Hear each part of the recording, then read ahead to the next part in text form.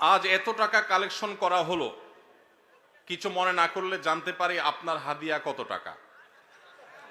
ভাইরা আমার, আলহামদুলিল্লাহ, আল্লাহ শুকর। প্রথম কথা হলো যে ওয়াজ মাহফিলে বা দিনই কাজে, এমনি তো আমি ওয়াজ মাহফিলে যাই না। আপনাদের এলাকার এই ভাই, কি নাম ওনার, হানিফ ভাই বোধহয়, হানিফ ভাই, উনি আমাদের অফিসে লোক পাঠাইছেন। তিনি বলতেছেন যে আমাদের অফিস থেকে লোক নাকি বলছে যে আমরা এই মাহফিল করব। এটা বহু কয়েক মাস আগের কথা, আমাদের মনে নাই। যেহেতু ভাই বলছেন, মুসলমান তো মিথ্যা বলবে না, তাহলে হয়তো আমাদের কেউ বলছে। আমরা সেই ওয়াদা রক্ষা করার জন্য আসছি। আসার ক্ষেত্রে আমি হানিফ ভাইকে আমার অফিস থেকে শর্ত দিয়ে দিছি যে মাহফিল করার পর আমাকে কোনো টাকা পয়সা, কোনো হাদিয়া দিবেন না। এই শর্তে আমি আসতে পারি।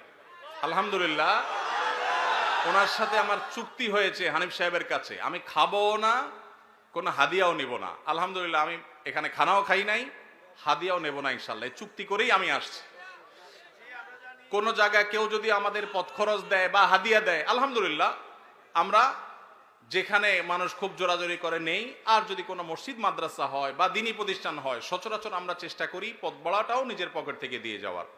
এটা যেহেতু প্রশ্ন খোঁচা মেরে করেই ফেললেন, সেই প্রসঙ্গে বলা, হানিফ ভাই এখানে উপস্থিত আছে, সাক্ষী উপস্থিত আছে, ওনার সাথে চুক্তি করা হয়েছে। যেহেতু মাদ্রাসার মাহফিল, মাদ্রাসার জন্য দুনিয়ার টাকা উঠানো লাগতেছে, একটা মসজিদ নাই, বাচ্চাদের থাকার জায়গা নাই, তাহলে এখান থেকে আমার হাদিয়া নেওয়া লাগবে কেন? আলহামদুলিল্লাহ, আমার চলার মতো ব্যবস্থা আল্লাহ তাআলা আমাকে দিয়েছেন, যথেষ্ট দিয়েছেন। অতএব আপনারা বরং মসজিদের জন্য সহযোগিতা করবেন, জমির জন্য সহযোগিতা করবেন, করবেন তো ইনশাআল্লাহ? মাদ্রাসার ছাত্রদের থাকার ভালো ব্যবস্থা যেন হয়, সেজন্য সাহায্য করবেন, ঠিক আছে না ইনশাআল্লাহ? আর আমাকে হাদিয়া দেওয়া লাগবে না, ইমাম সাহেবদের বেতন বাড়াই দিয়েন। ইমাম সাহেবদের বেতন বাড়াই দিবেন তো ইনশাআল্লাহ? ইমাম সাহেবদের বেতন বাড়াই দেওয়ার তৌফিক আল্লাহ তাআলা আমাদেরকে দান করুন। ওলামা একরাম ওয়াজ মাহফিলে যারা আসেন, তাদেরকে সম্মানজনক হাদিয়া দিবেন।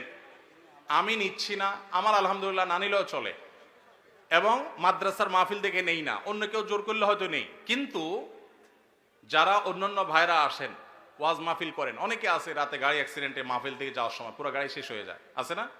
অনেকে আছে গাড়ি অ্যাক্সিডেন্টে নিজে অসুস্থ হয়ে যায়, মারা যায়, রাত বিরাত জাগা লাগে।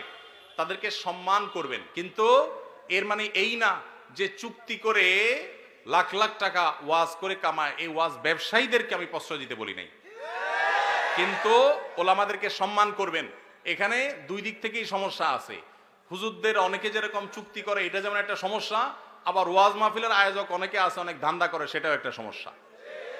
আমি আজ থেকে অনেক বছর আগে, আপনার জেলার নাম বলবো না, যে কোনো এক জেলা মাহফিলে যাওয়ার পর আমি দেখি এরকম মোটা একটা খাম ধরাই দিছে আমারে।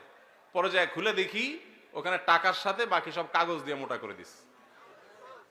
এত নিকৃষ্ট মানুষও এই সমাজে আছে। তো এই জন্য সংশোধন বক্তাদেরও হইতে হবে, আয়োজকদেরও হতে হবে, শ্রোতাদেরও হওয়া লাগবে। শ্রোতারা ওয়াজে আসছেন কি জন্য? কিছু শুনে আমল করার নিয়তে। এই যে এতগুলো কথা শুনছেন, এগুলো আমল করতে হবে, ঠিক আছে না ভাই ইনশাআল্লাহ? যদি শুধুমাত্র ওয়াজ মাহফিলে আসেন তামাশা দেখার জন্য, তাহলে হবে না, আমল করার নিয়তে আসতে হবে। আয়োজকদের উদ্দেশ্য হবে আল্লাহর সন্তুষ্টি, আলোচকদের উদ্দেশ্য হবে আল্লাহর সন্তুষ্টি, এবং শ্রোতাদের উদ্দেশ্য হবে কি? আল্লাহর সন্তুষ্টি। আল্লাহ তাআলা আমাকে, আপনাকে, আমাদের সবাইকে ইখলাসের সাথে কাজ করার তৌফিক দান করুন। আসুন্নাহ ফাউন্ডেশন, উম্মার স্বার্থে সুন্নাহর সাথে।